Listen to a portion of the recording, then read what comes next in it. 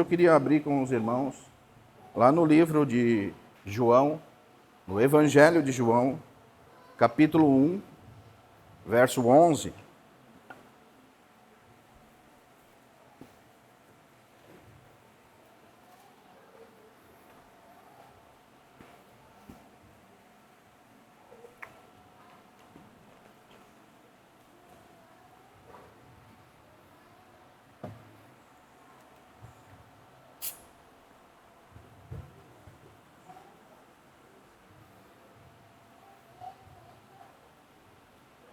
A palavra do Senhor diz assim: veio para que era seu, e os que eram seu não o receberam.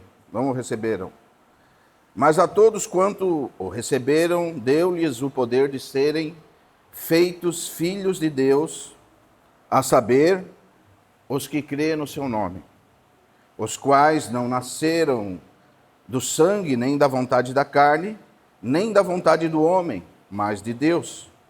O Verbo se fez carne e habitou entre nós, cheio de graça e de verdade.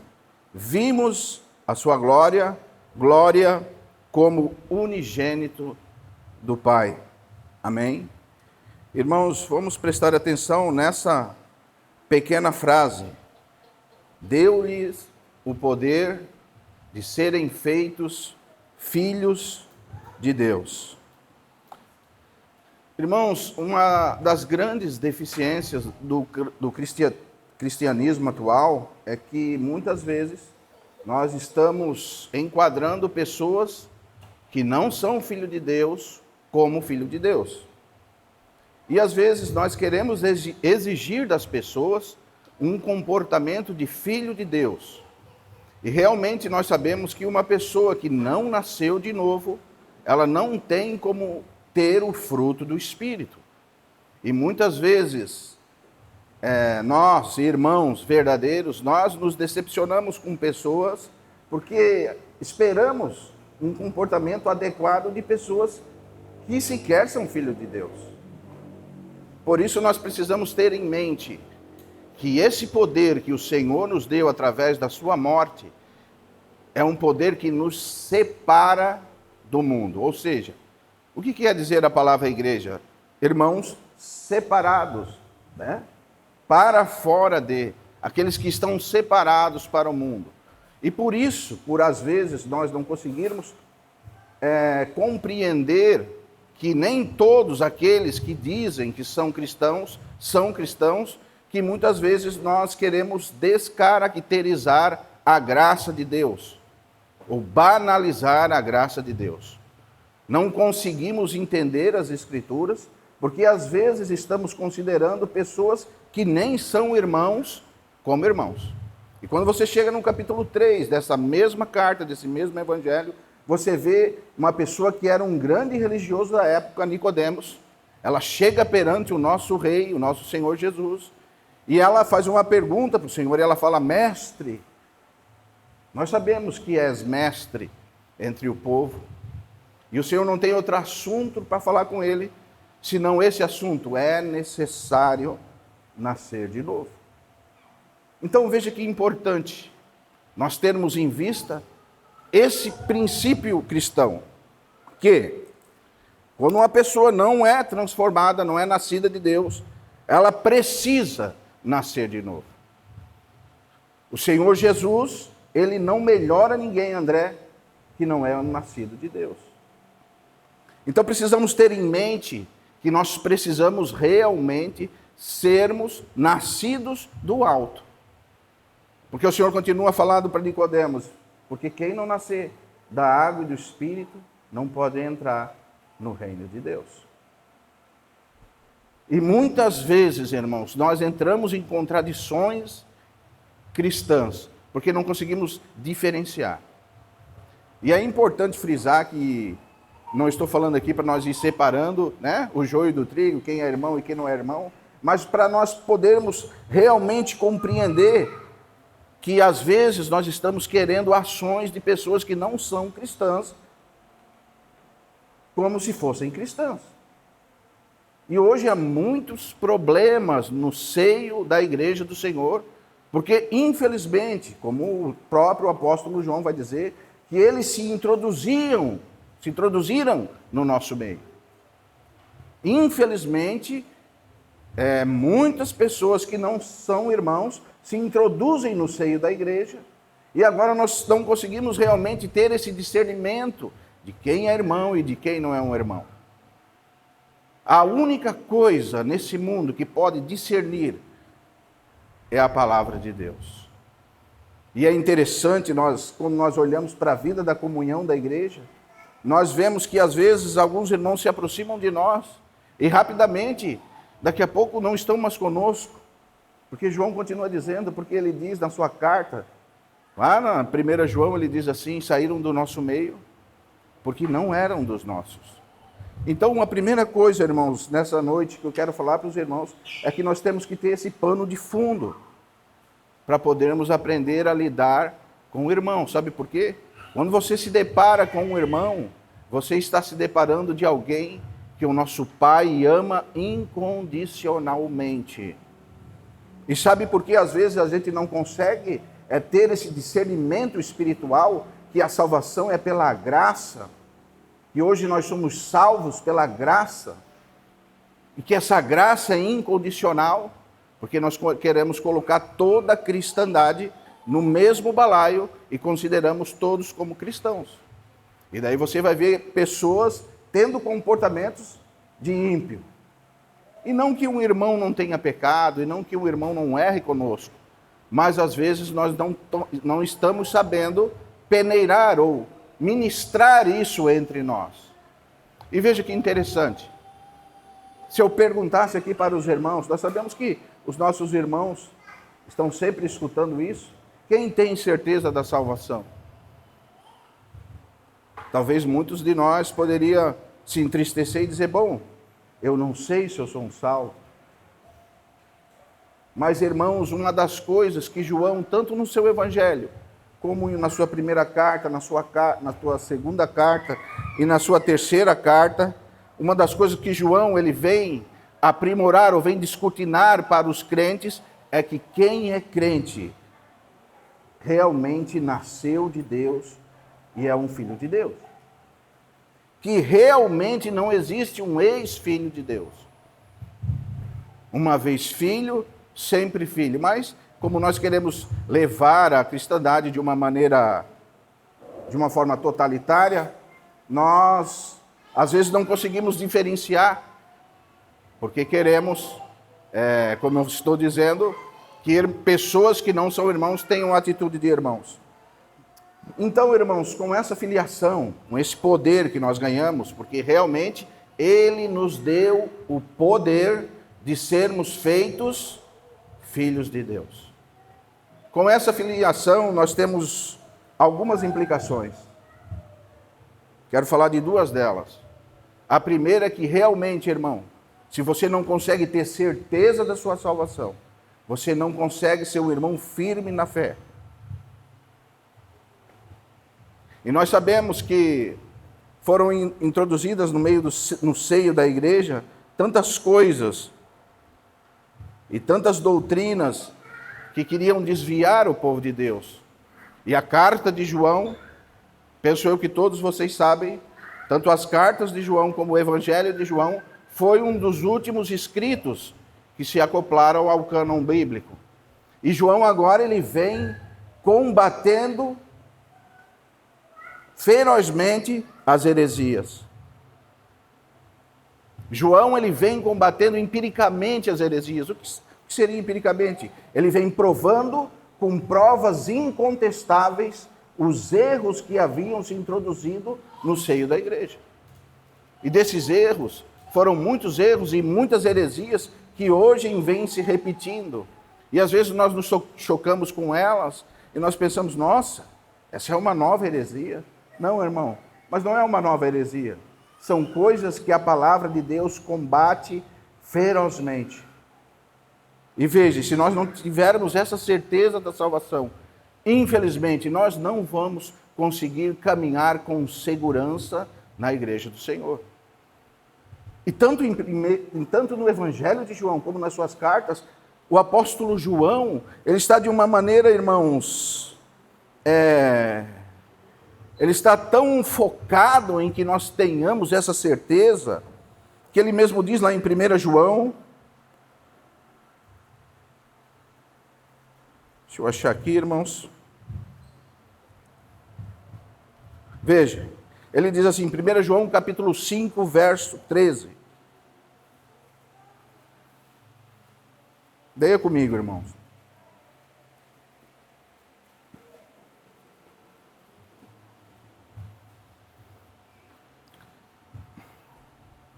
Estas coisas vos escrevi a fim de saberdes que tendes a vida eterna. E a vós outros que crê no nome do Filho de Deus. Essa palavra saberdes, ela pode facilmente ser colocada como convencidos. Veja, João ele está usando toda a sua força de um ancião que andou com o Senhor, que trabalhou pelo Senhor, e agora ele está quase no final da sua vida, e ele diz, irmãos, eu estou vos escrevendo essas coisas, para que vocês possam ser convencidos do que, irmãos? Que vocês têm a vida eterna. Porque há alguns que se entremesclam no nosso meio, que vêm com doutrinas destruidoras, querendo tirar do nosso coração essa certeza, essa confiança, que nós fomos chamados pelo nosso Senhor e Salvador Jesus Cristo. Então, o apóstolo está de alguma maneira querendo nos fortalecer na fé, irmão. Eu quero dizer que se realmente o Senhor te deu o poder de ser feito um filho de Deus, você precisa estar convencido que você tem a vida eterna. Então, se nós não estivermos convencidos disso, nós vamos cair nessas heresias que foram introduzidas na igreja desde lá do tempo de João. E são tantas heresias, irmãos. Nós temos, dentre elas, o arianismo, que dizia que Jesus Cristo não era o Filho de Deus, não. Que Jesus Cristo era apenas uma criatura. E você vê como o apóstolo João ele está combatendo essas heresias, que no primeiro versículo do seu evangelho, ele diz que no princípio ele era o Verbo, e o Verbo era Deus, e o Verbo estava com Deus. Então aqui João ele bota um fim nessa doutrina. E veja, irmãos, isso está acessível a nós. Mas quantos irmãos que nós conhecemos que vão caindo, sabe, irmãos? Porque sabe o que acontece, Jonathan? Quando você tira um fundamento, é como se você, quando tivesse uma casa, você faz os pilares da casa. Se você tira um fundamento da casa, você pensa assim, bom, essa casa pode ficar realmente sem essa coluna.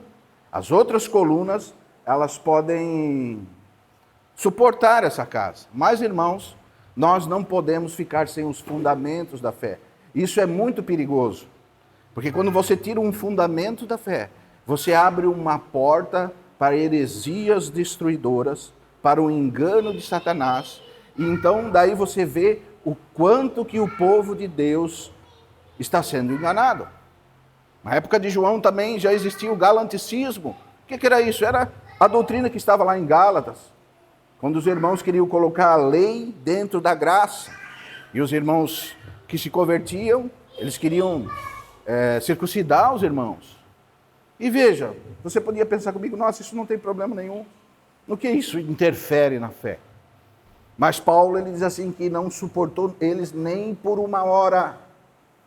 Eu não me submeti, Paulo diz lá no capítulo 1 de Gálatas, eu não me submeti a eles nem por uma hora. Para quê? Para que a verdade de Deus pudesse permanecer neles. Então veja que interessante.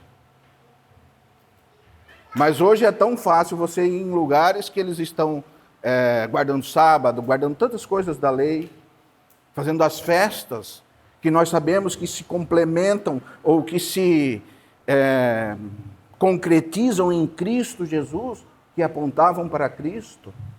Alguns vendem a arca, alguns fazem isso, fazem aquilo. Por quê? Porque deixam as coisas sem as colunas, ou deixam o firmamento que a igreja precisa sem as colunas. E você tira uma coluna, infelizmente, quando nós tiramos um dos fundamentos da igreja, o diabo vem e coloca o dele.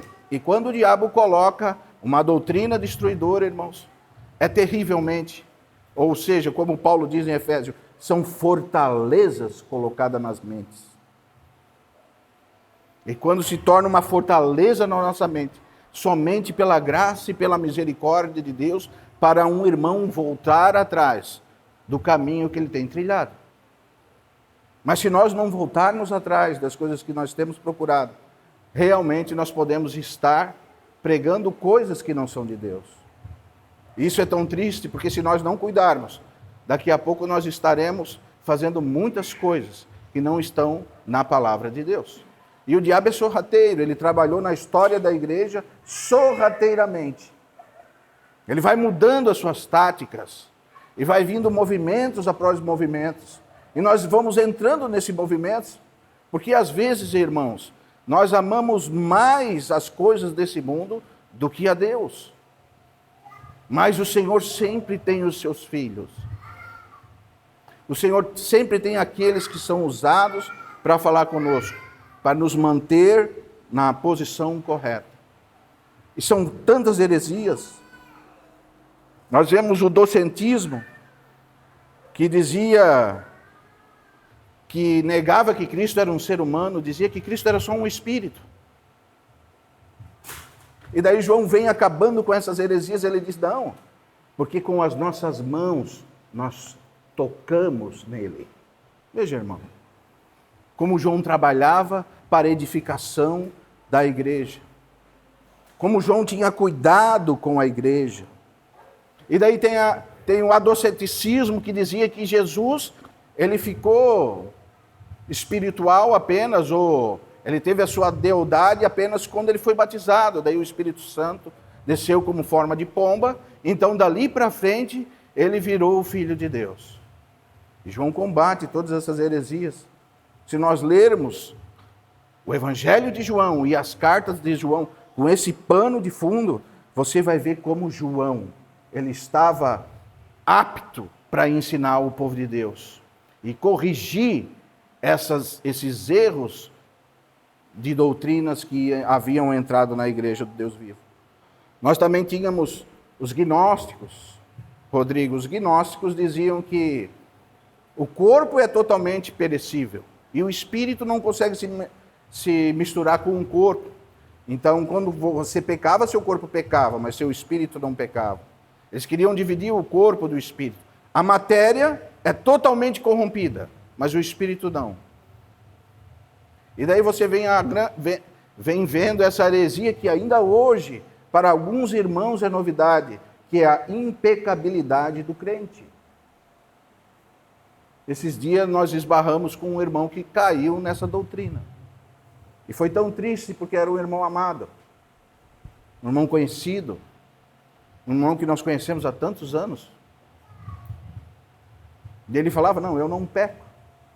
E o rapaz, João, tratou com essa situação tão claramente na sua primeira carta, 1 João capítulo 10, capítulo 1, verso 10. Se dissermos que não pecamos, fazemos ele mentiroso. Mas se confessarmos os nossos pecados, ele é fiel e justo para perdoar os nossos pecados. Então você vê o cuidado que o apóstolo tinha com os irmãos. E quando você olha para esse cuidado, e você analisa a carta, o evangelho de João, você vai ver que muitas vezes João vai querer fortalecer você e levar você para essa certeza da salvação. Irmãos, a igreja creu unânime, 1800 anos, que um irmão não perde a salvação. Mas, infelizmente, essa doutrina, que um irmão perde a salvação, é uma doutrina que tem 200 anos quase. E veja, irmão, como essa doutrina, ela é feroz no meio do povo de Deus. Porque ela rouba a sua certeza. Ela rouba a sua paz. Porque realmente, se você é um irmão e você acha que você ainda vai para o inferno, Você acorda no céu e todo dia você morre no inferno. Não é, André? Porque se você é uma pessoa sincera, você vai andar assim. Porque se quando você peca, você diz, não, se eu estou pecando ainda, é porque eu não sou um servo de Deus, então eu vou para o inferno. E nós vimos tantas e tantas pregações dizendo que uma pessoa foi arrebatada e foi até o inferno, e lá no inferno ela encontrou um monte de irmãos. Que heresia, irmão. Eu posso garantir para você que no inferno não existe nenhum irmão. Um irmão desses que o Senhor deu o poder de ser feito filho de Deus no inferno, não. Desses não. Mas falsos irmãos, falsos crentes, falsos pregadores, aí sim. Mas irmão, não.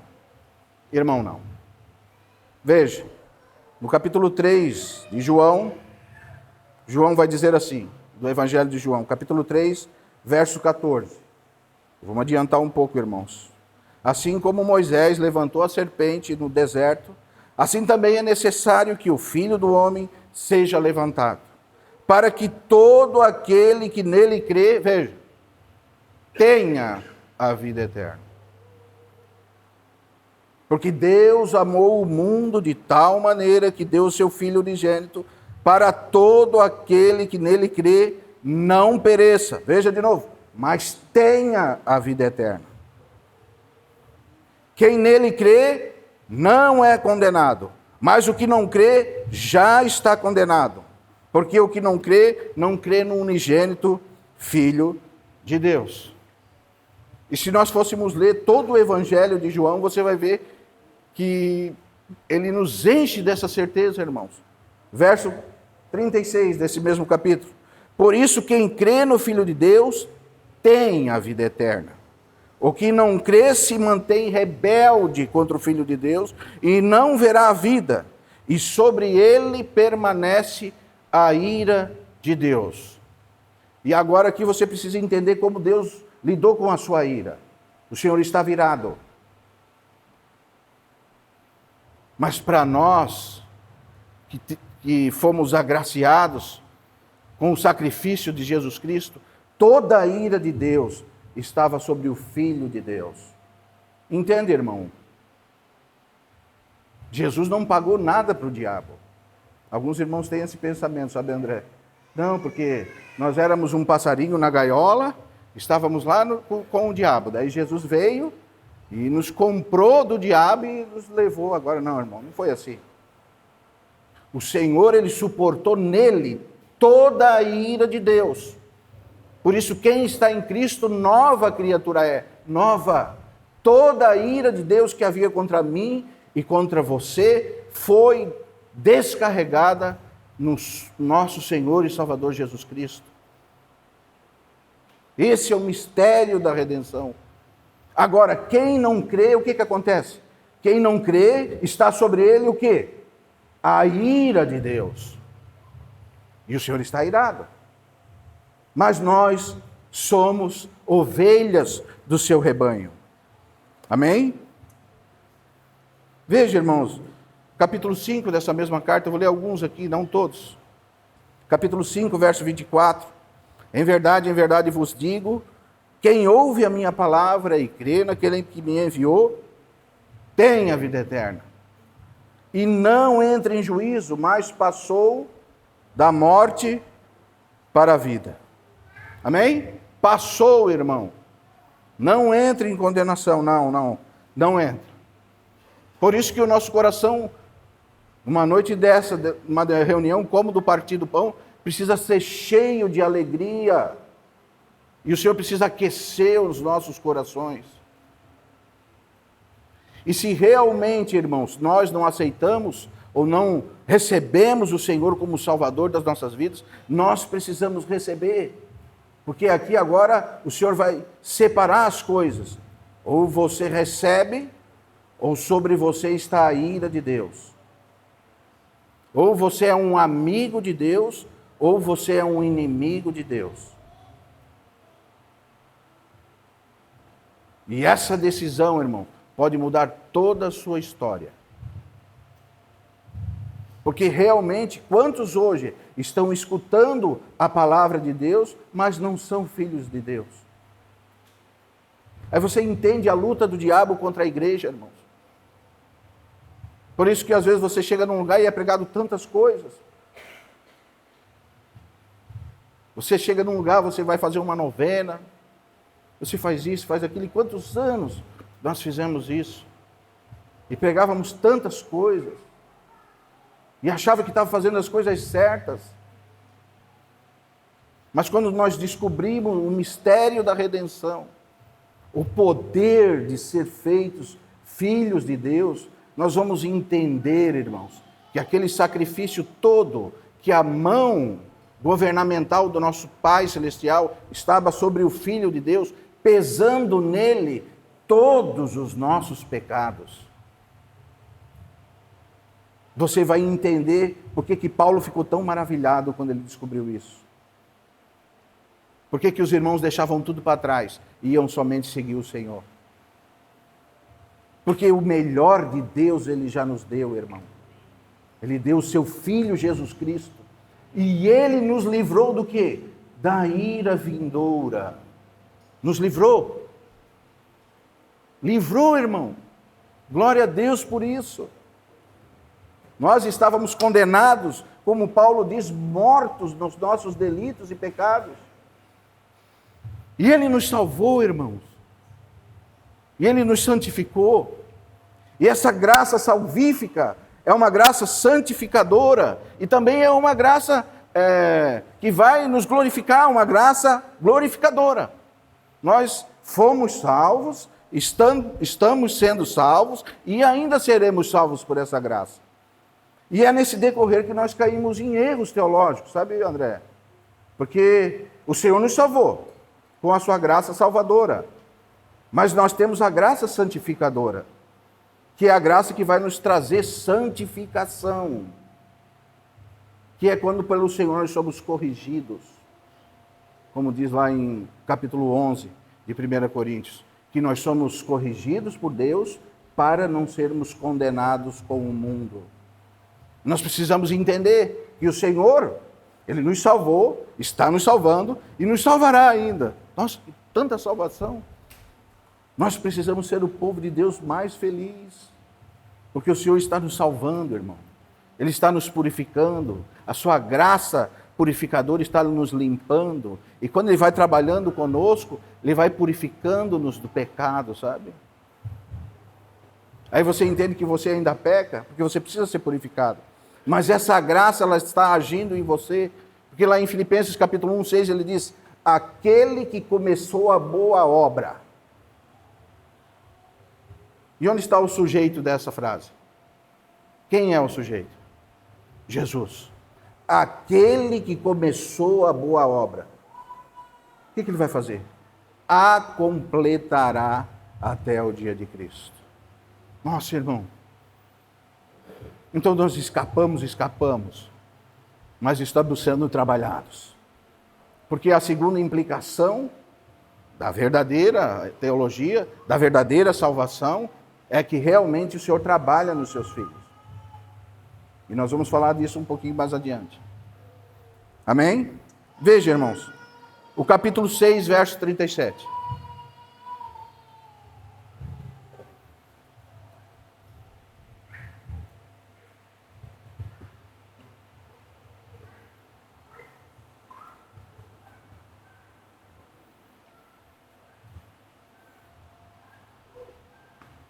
Você está entendendo que realmente João está combatendo essa heresia?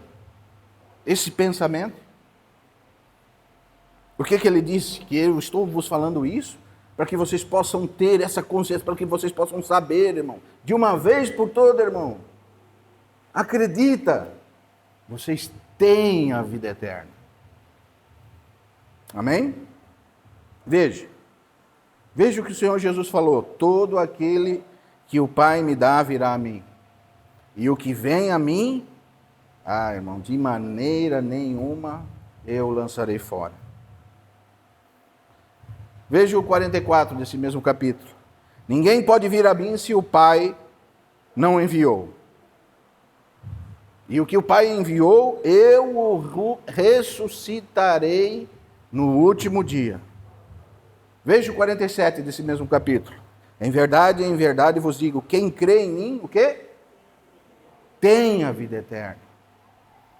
E sabe por que nós repetidas vezes precisamos falar isso, irmão? Porque, infelizmente, há muita dúvida no meio da cristandade. E o Senhor deixou tão claro isso. Mas nós precisamos compreender a graça salvífica, a graça santificadora e a graça glorificadora. Que realmente nós somos pelo Senhor corrigidos. E você vai entender assim, não, então, eu agora sou um irmão, agora eu posso fazer o que quiser. Não, irmão, não pense isso. Se realmente você ser um irmão, você já não vai pensar dessa maneira. A implicação está, será que você é um irmão? Porque se realmente você é um irmão, você tem a vida eterna. Eu quero afirmar para vocês hoje, ninguém pode tirar você da mão do nosso Senhor e Salvador Jesus Cristo. Nem a morte, nem a vida, nem o passado, nem o presente, nem o futuro, nem nenhuma criatura que você possa imaginar na sua cabeça. Sabe, Paulo ele estava escrevendo, ele se admira com isso. Ele diz, se vocês acharem alguma criatura que possa, não pode, nada pode vos separar do amor de Deus em Cristo Jesus, nosso Senhor, nada. E é tão interessante, irmãos, porque nós, na nossa carne, às vezes nós não conseguimos discernir isso, porque isso é difícil. Nós, desde pequeninos, somos acostumados, André, a barganhar, né? Nós vemos uma criança, o André fala, vai lá, dá um beijo no tio Isa. Ela, não quero. Aí o tio Isa vem, não, me dá um beijinho que eu te dou uma bala. Aí a criança, nossa, é verdade? Vai lá e me dá um beijo. Então nós acostumamos com a barganha desde pequenos. Isso fica no nosso subconsciente. E nós não conseguimos compreender Deus, irmãos. Mas Paulo compreendeu bem, lá em Efésios capítulo 2, verso 8, quando ele diz, pela graça sois salvos por meio da fé. Isso não vem de vós, não. Mas é dom gratuito. Ora, se eu dar uma bala por esse dom, já não é mais gratuito, Magno. Não é mais gratuito. E não vem das obras, irmãos, para que ninguém se glorie. Isso é algo resolvido para o cristão. E isso é um pilar para as nossas vidas. Sabe por quê, irmão? Porque nós, na vida cristã, infelizmente, porque nós ainda somos instáveis, nós temos altos e baixos. Você vai pegar constantemente irmãos tristes, porque quando nós passamos por provações, nós nos entristecemos, irmãos. Nós desanimamos. Nós, às vezes, reclamamos com o Senhor, não aguento mais, Senhor. Mas quando nós olhamos para a verdade é um alicerce para o nosso coração. Nós entendemos realmente, Senhor, mesmo eu sendo fraco, mesmo eu não aguentando mais, mesmo eu fazendo dessa maneira, o Senhor ainda me ama. E, irmãos, acho que alguns meses atrás, um mês atrás, chegou lá em casa um casal que queria me conhecer. Mas nesse dia, a Rice chegou para mim e falou assim, amor, vamos separar esse dia para nós ficarmos só em família? Porque graças ao Senhor nós sempre estamos com os irmãos. A irmã está vendo, a casa está sempre cheia, né? E isso para nós é muito alegre. Mas a Rice falou, não convida ninguém para vir hoje, porque hoje nós queremos vamos ficar só eu e você, Amanda. Eu falei, não, tá bom. E de repente eu recebi essa notícia, tem um casal aqui que quer te conhecer. Eu falei, bem, eu pensei assim, irmãos, vou confessar para os irmãos, nossa, tanto lugar para os irmãos ir, né? Que não vai conhecer outro irmão por aí, né? Estava tão, sabe? Porque tem dia que nós, servos de Deus, estamos assim, irmão. Não coloca-nos num pedestal, não, porque tem dia que nós estamos mesmo, talvez mais do que vocês. E eu pensei assim, nossa, por que tantos irmãos para esse irmão visitar, né? Porque não quer conhecer outro irmão, né? Quase que dizendo, vai reunir em outro lugar, irmão. Tanto lugar para tu reunir aí. Não é, Marcelo? E daí eu subi, elas estavam da minha mãe, comecei a conversar com eles e Eles conversando, o casal me disse assim, a esposa me disse, nós temos um filho. Eu falei, que bom. Só que ele é autista. Não é assim. E ele está lá no carro, trancado. Eu falei, como assim, irmão? Eu deixei ele lá no carro porque ele só incomoda, irmão. Aí para nós poder conversar, eu falei, não, irmão.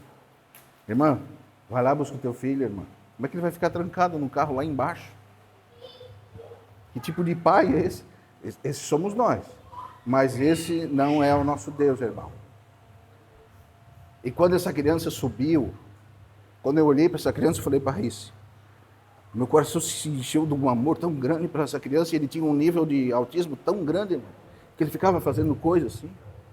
E a mãe começou a falar, nossa, ele faz cocô, às vezes esquece de limpar, de se limpar. Ele anda, é terrível. E eu amei tanto aquela criança, irmão.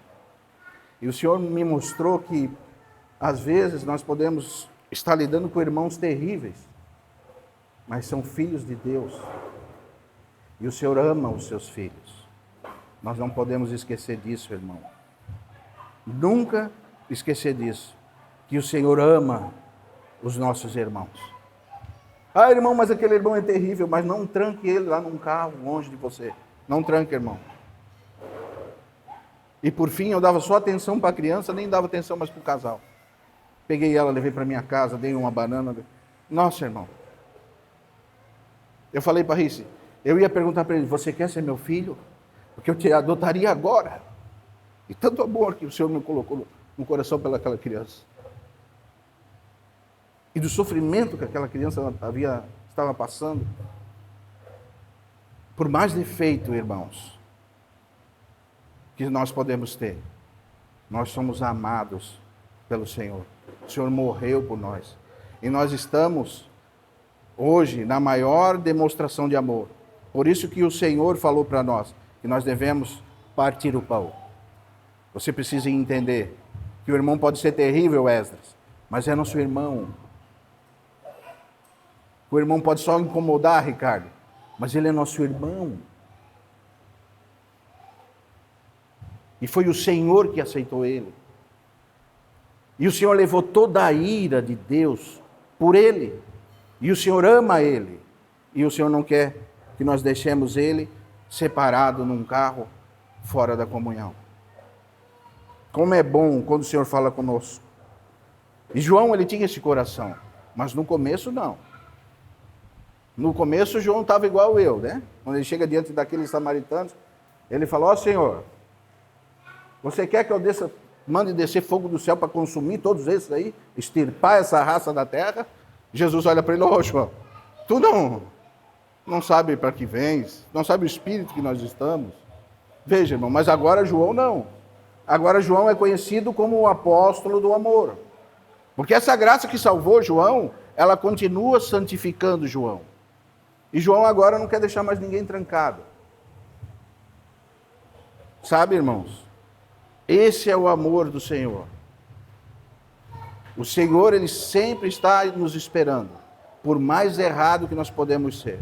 Se ele nos recebeu por filhos, ele mesmo disse, leia comigo de novo, todo aquele que o Pai me dá virá a mim, e o que vem a mim, irmão, você pode encontrar uma maneira no seu coração, mas ele mesmo disse, o que vem a mim, de maneira nenhuma eu o lançarei fora. Amém? Veja o que ele diz no verso 48 do capítulo 6.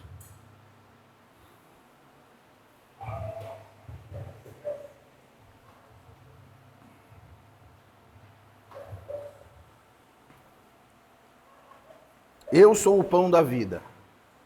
Vossos pais comeram maná no deserto e morreram.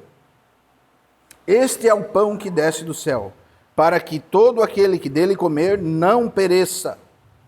Eu sou o pão vivo que desceu do céu. Se alguém comer, ou dele comer, viverá eternamente. E o pão que eu darei pela vida do mundo é a minha carne. Você se alimenta do Senhor? Sabe o que os irmãos fazem todas as vezes que ceiam ou que partem o pão? Você sabe o que você está fazendo, irmão? Por isso que o partir do pão é para irmãos. Irmãos que se alimentam do Senhor Jesus. O Senhor está nos lembrando isso. É exatamente isso que o Senhor quis dizer quando Ele disse que todas as vezes que vos reunir, vós anuncieis a morte do Senhor até que Ele venha. Sabe por que você precisa anunciar a morte do Senhor para mim, Klaus? Porque às vezes eu estou numa turbulência. E quando você anuncia a morte do Senhor para mim, eu lembro de onde o Senhor me tirou. Eu lembro de como eu era. Eu lembro de como eu era terrível. E daí o meu coração se enche de alegria de novamente. Ele aquebranta meu coração. Então eu consigo discernir o corpo de Cristo. Porque nós temos algo que vai nos separar aqui de você discernir o corpo de Cristo e você não discernir o corpo de Cristo. E as doutrinas, elas são tão interessantes porque elas vão se entremesclando. E se você puxa um fio, você fica com uma ruptura ali. E você vai ver que quando o Senhor morreu por você, quando o Senhor te salvou, realmente você está salvo. Você tem a vida eterna. Você não pode pensar dessa maneira. Será que eu sou salvo? Não, irmão. Não pense assim. Talvez pensando assim, você não está discernindo o corpo de Cristo. Porque Jesus falou assim, ó: eu sou o pão vivo que desceu do céu. Quem de mim se alimenta viverá eternamente. Amém? Veja o capítulo 10. Eu vou pular aqui vários textos para não me demorar. Capítulo 10, verso 27, ele diz assim: as minhas ovelhas ouvem a minha voz. Eu as conheço e elas me seguem. Veja o 28. Eu lhes dou a vida eterna. Leia o próximo verso. Jamais perecerão. Nossa, irmão. E como tem gente despregando, né? Vocês vão perecer. Não, irmão. Jamais. Quem disse não fui eu. Por isso que eu, com toda a convicção do meu ser, eu falo para vocês: jamais nós vamos perecer. Jamais. Ele nos livrou disso. E ninguém vos arrebatará da minha mão. É Ele que está dizendo. Ninguém. E naquilo que é meu Pai me deu, é maior do que tudo. E da mão do meu Pai, ninguém pode arrebatar. Então Jesus está falando assim: tá, você olha para mim e pensa, eu tenho um pai. Então eu vou dizer para você, se você acha que da minha mão você vai ser arrebatada, Jéssica? Não. Da mão do meu pai ninguém vai te arrebatar. Amém? Por isso que nós precisamos repetir esse verso. De 1 João capítulo 5, verso 13. Estas coisas vos escrevi a fim de saberdes, ou que sejam convencidos, que vocês têm a vida eterna. Isso é um assunto resolvido. Amém? E essa salvação é algo definido. Precisa ser concreto na nossa mente. Amém, irmãos?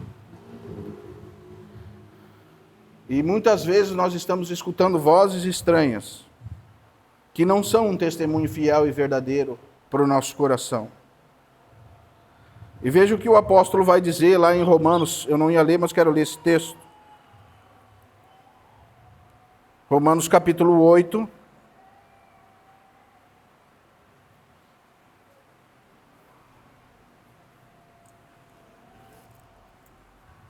Verso 30.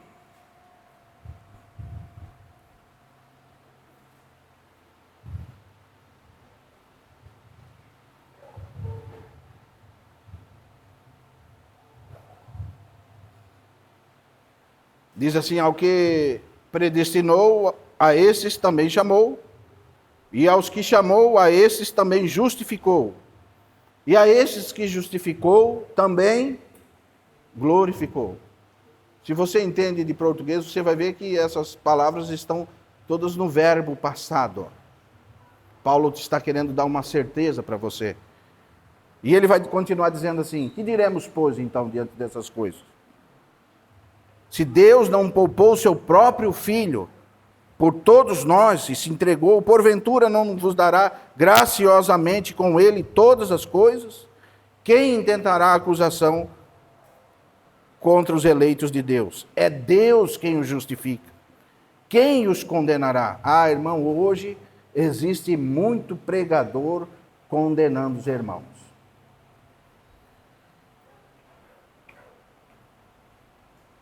E que o Senhor tenha misericórdia. Porque é exatamente sobre isso que Paulo está lutando. Quem, irmão? Paulo pergunta, quem vai condenar eles, irmão? É Cristo Jesus quem morreu, ou antes ressuscitou, do qual está à direita do Pai. E veja o que ele diz, e ainda intercede por nós. Quem nos separará? Daí nós entramos nesse texto, do amor de Deus. Veja que certeza importante que nós precisamos ter. Amém, irmãos? Vou pular agora de assunto. Agora nós precisamos entender que nós somos filhos, temos essa vida eterna, mas nós somos tratados por Deus. Amém?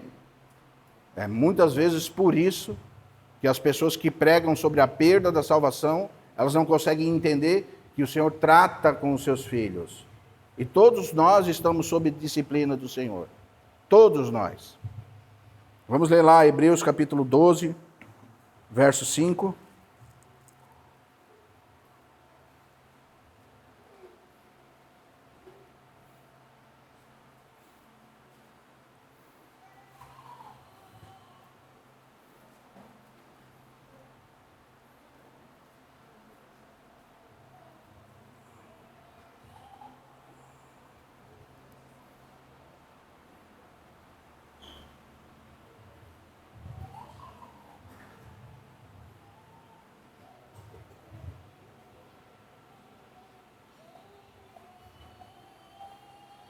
Verso 4, irmãos. Ora, na vossa luta contra o pecado ainda não tendes resistido até o sangue.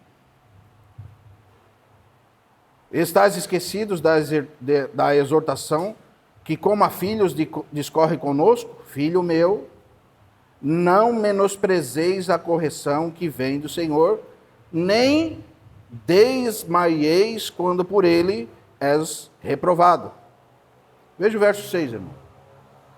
Porque Deus, ou porque o Senhor corrige a quem ama e açoita a todo filho a quem recebe. E para a disciplina que perseverais, Deus vos trata como filho, pois qual filho que há que o pai não corrige? Somos filhos, glória a Deus. Somos salvos, glória a Deus. Cuidado. Isso nos traz algumas implicações. Porque nós, quando somos desobedientes, nós somos pelo Senhor corrigidos. Mas se estáis sem correção, veja, de que todos se têm tornado participante, logo sois bastardos e não filhos. Aqui existem os não filhos. Além disso, tínhamos nossos pais, segundo a carne, que nos corrigiam, e nós os respeitávamos. Não havendo de estar em muito maior submissão ao Pai espiritual, e então viveremos? Sabe por que ele diz isso, irmão? Não se assuste. Mas um cristão pode perder até o direito de viver. Se você ler o capítulo 11, que nós vamos ler depois, de 1 Coríntios, nós vamos ver que muitos fracos, por causa disso, há muitos fracos, doentes e não poucos que dormem. Quem são esses que estão dormindo? Amém, irmãos? Pois eles nos corrigem por pouco tempo, segundo melhor lhes parecia. Deus, porém, nos disciplina para o aproveitamento, a fim de sermos participantes da sua santidade. Toda disciplina com efeito no momento não parece ser motivo de alegria, mas de tristeza. Ao depois, entretanto, produz fruto pacífico aos que têm sido por ela exercitados fruto de justiça. Por isso, reestabelecei as mãos decaídas e os joelhos trôpegos. Veja, irmão, muitas vezes nós podemos estar assim. E nós precisamos reestabelecer as nossas mãos que estão decaídas, que estão entristecidas. Porque às vezes não estamos conseguindo compreender a repreensão do Senhor. Queremos ficar só com um lado da moeda. E é isso que traz tanto erro teológico. Você fica só com a graça que te salvou, você agora não é mais condenado. Não, mas você é disciplinado. E às vezes você fica fraco, às vezes você fica doente, desanimado, e você precisa restabelecer os braços cansados e os joelhos trôpegos. Sabe o que é um joelho trópego? Aquele joelho que não consegue, você levanta, mas já cai. Fazei caminhos retos para os pés. Vai nos dar um conselho agora. Ande em retidão diante do Senhor, para que não se extravie o que é manco, antes seja curado. Você precisa compreender quando pelo Senhor você está sendo disciplinado. Amém? Vamos ler lá 1 Coríntios capítulo 11, verso 28.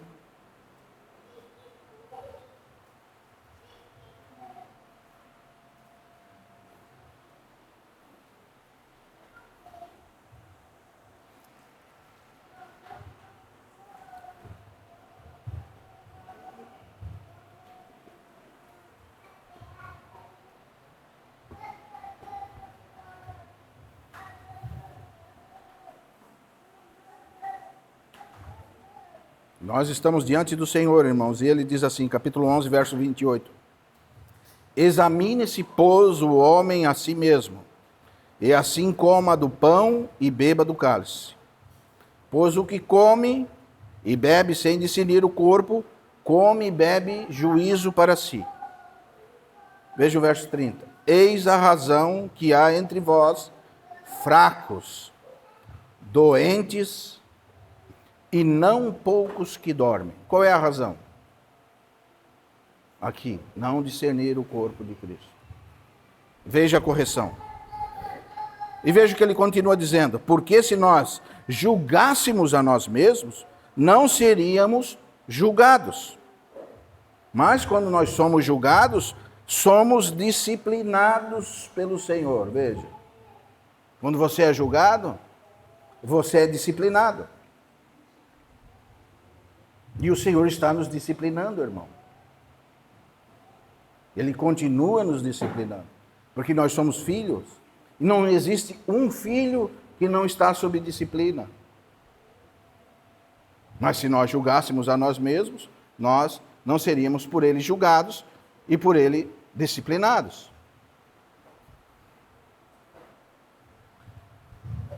Para que não sejamos condenados com o mundo.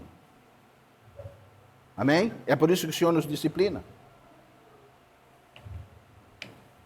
Sabe, irmã Patrícia, quando os irmãos vêm perguntar para nós, irmãos, eu não sei por que está acontecendo isso comigo, pense bem, irmão, reflita às vezes. Você sabe o porquê. Porque nós somos corrigidos, porque um pai que ama, ele corrige os seus filhos. E o Senhor está nos disciplinando. O Senhor está tratando conosco. Quinta-feira dessa semana foi um dos piores dias para mim. Eu estava como Elias lá, querendo ir para a caverna. E daí o Marcelo me ligou, eu falei, Marcelo. O Marcelo falou, estou meio desanimado. Eu falei, rapaz, eu também estou bem desanimado. E a gente conversou um pouco. E eu ia receber o Jojo e a Jéssica lá. E na sequência, eu estava conversando com o Marcelo. A Rice já falou, já chegaram na rodoviária. Eu já saí, já busquei eles e tal. Deixei a Jéssica em casa, peguei o Jojo, Jonathan. Ele falou, irmão, não tem aquele achocolatado Assim, assim tem, irmão. Tem lá no mercado. Fui no mercado mais grande que tinha esse achocolatado. Cheguei nesse mercado, nós procuramos, não tinha. Vamos em outro mercado. Ele, não, irmão, não tem necessidade, não, nós vamos em outro mercado. Nós vamos comprar esse achocolatado para ti. E cheguei no outro mercado, procuramos o achocolatado, não tinha. Ele, não, agora nós vamos para casa. Eu falei, não, nós vamos em outro mercado. E no terceiro mercado, irmão, o Jojo já avistou de longe o achocolatado, né? Tá lá, tem. E nós fomos na fileira daquele mercado, e eu de cabeça abaixo estava disfarçado. Digo isso porque eu ando de boné bem baixinho, sabe, André? Estava com uma bermudinha curtinha, uma camiseta, estava bem quietinho eu ali. O Jojo, quem olhava para o Jojo dizia, não, o Jojo O Jojo estava bonito, né? Mas eu estava mais. E de repente eu vi que se aproximou um senhor de mim, um senhor magro, cabelo branquinho, bem baixinho, uma barbinha branquinha. E ele me olhou e chegou perto do meu carrinho e pediu, com licença, bem educado, irmão. Falei, sim. Ele olhou para mim e falou, você é pastor? Eu falei, fiz assim. Não, ele falou, você é pastor. E eu quero dizer para você, continua pregando a palavra. O Jojo se assustou. Não para de pregar a palavra. Porque eu que cuido da sua família, eu que cuido de vocês. E eu, nossa. E eu sou meio duro para isso, né? E eu deixei o irmão falar. E o irmão continuou falando. Eu que cuido dos irmãos e eu estou tratando com os irmãos. E o Jojo ficou assustado, eu olhei para o Jojo meio assustado, eu falei, Jojo, essas coisas, parece que só acontece comigo, não dá... Porque eu sou muito, assim, já vi tantas coisas erradas, então a gente fica bem... Mas não teve como eu não me aquebrantar, irmão. Eu falei para o Jojo, quando eu saí de casa, eu falei para o Marcelo, estou bem desanimado. E o irmão falou para mim, não fica desanimado, prega a palavra. E muitas vezes, nós precisamos reconhecer quando o Senhor fala conosco. E o irmão falou, eu estou trabalhando com os irmãos. Porque todos nós estamos sendo disciplinados pelo Senhor. Alguns num grau um pouquinho mais forte, outros num grau mais leve. Alguns ficam assim, como esse irmão aqui, fracos, não conseguindo nem levantar a mão, com o joelho meio cansado, já mandando os irmãos ir para outro lugar, sabe, irmão? Mas o Senhor nunca desiste de nós. O Senhor sempre está de braços abertos nos esperando. E essa é a mensagem da cruz. Por mais errado que nós somos, por mais defeito que nós tivermos, o Senhor está novamente querendo nos demonstrar que o amor dele nos constrange, irmãos. Por isso que ele fala, vocês precisam pregar a minha morte até que eu venha. E essa morte para nós é a maior demonstração de amor. É isso que ele quer nos demonstrar. Ele quer que você tenha certeza que você passou da morte para a vida, que não entra mais em condenação. Ele quer que você saiba que você precisa passar por esse processo de santificação, que a mesma graça que te salvou é a graça que vai te santificar, para que lá na frente você seja glorificado. Você está no processo do ainda não. Ele quer que você entenda que ele precisa trabalhar em você. Porque ele vai completar a obra que ele começou em cada um de nós, que somos irmãos e nascidos de novo. Amém? Vamos nos colocar de pé, irmãos.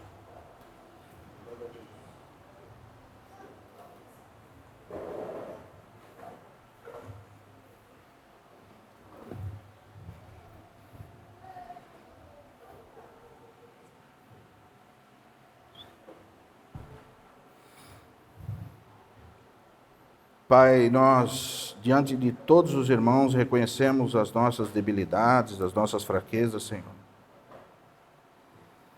Reconhecemos que muitas vezes nós temos errado contigo, Senhor. Muitas vezes, Senhor, Nós queremos andar somente com aqueles irmãos que não incomodam, Senhor. Queremos desistir, queremos tirar a mão do teu serviço, do teu cuidado, Senhor. Tem misericórdia de nós, Senhor. Tem misericórdia de nós, Senhor. Nos ajuda, Senhor, a erguer os nossos olhos e olhar, Senhor, para o sacrifício do Senhor Jesus, para que possamos realmente discernir, Senhor, esse sacrifício nessa noite, para que não partamos o pão, Senhor, de qualquer maneira, mas entendendo que o Senhor nos justificou, que o Senhor nos santificou e que o Senhor nos glorificou, que a certeza dessa obra não está em nós, mas está no teu Filho Jesus Cristo. E é por ele que nós estamos aqui. Nos enche o coração de amor pelos irmãos, pelos nossos companheiros. Nos enche, Senhor, da capacidade de te servir. Nós não temos nenhuma capacidade de te servir, Senhor. Quantas vezes nós temos errado, Senhor, em não ter paciência com as coisas celestiais. E o Senhor é tão paciente conosco. O Senhor é tão longânimo conosco, Senhor. O Senhor mexe os céus e terra para falar conosco, Senhor. Perdoa os nossos pecados, as nossas fraquezas, as nossas iniquidades. Realmente, Senhor, nós queremos discernir o teu corpo nessa noite. Queremos julgar a nós mesmos, Senhor, para não sermos mais uma vez julgados por ti, Senhor. Nós sabemos que o Senhor tem edificado a sua igreja, Senhor. Porque o Senhor mesmo disse: eu edificarei a minha igreja. Nos ajuda a ver a tua edificação, Senhor. Porque muitas vezes nós estamos colocando a nossa atenção só nos pontos que não nos agradam, Senhor. Mas nos ajuda a ver o amor dos irmãos. Nos ajuda a ver, Senhor, as qualidades dos irmãos. Nos ajuda a ter paciência uns com os outros. Nos ajuda, Senhor, quebra o nosso coração de pedra. Transforma o nosso coração num coração de carne, Senhor. A tua palavra é poderosa, Senhor. A tua palavra diz que o Senhor é esse martelo que esmiuça a penha, essa pedra mais dura, Senhor, que possa servir o nosso coração, Senhor. Nos ajuda, Senhor, a termos um coração quebrantado diante de ti, Senhor. Nos livra, Senhor, do endurecimento do pecado, Senhor. Do endurecimento de falsas doutrinas. Senhor, nos purifica, Senhor. A tua palavra diz que o Senhor tem nos purificado, Senhor. Limpa, Senhor, todos os nossos pecados. Ó, Senhor, nós confessamos que temos pecado contra ti, Senhor. Todos nós.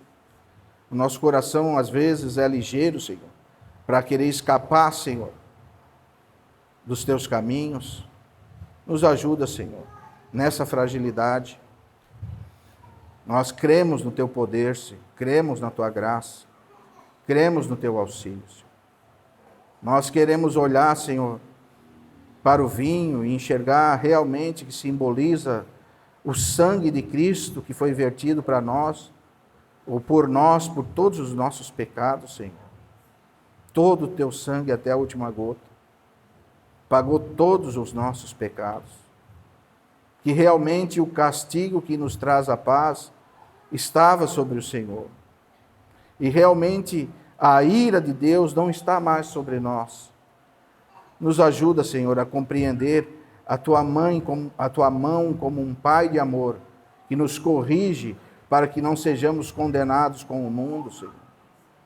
Nos ajuda a compreender, Senhor, que realmente o Senhor completará a obra que o Senhor mesmo começou na cruz do Calvário por nós. Nos ajuda a entender, Senhor, a simplicidade e a complexidade da tua igreja, Senhor. Para que não desanimamos, para que não enfraqueçamos os nossos joelhos, para que o amor para com os irmãos possa aumentar, Senhor. Nós realmente sabemos que o Senhor tem nos amado, Senhor. A tua palavra diz: com amor eterno te amei, nunca te abandonarei. Nos ajude, Senhor, a compreender com os irmãos todas as verdades contidas na cruz do Calvário. Nos dá um coração de amor, um coração de paz, benigno, Senhor. Um coração cordato, Senhor. Não um coração birrento, Senhor. Um coração faccioso, mas nos dá um coração cordato, um coração de paz, para que realmente possamos ser ministros do Evangelho, Senhor, nessa cidade. Todos os irmãos dessa cidade, Senhor. Nós nos incluímos com todos os irmãos. Nós te pedimos, Senhor, que o Senhor possa continuar a obra que o Senhor mesmo começou. E sabemos que essa obra não é nossa, Senhor. Mas que o Senhor nos diz, não desanima, Senhor. Não desanima, continua pregando a palavra.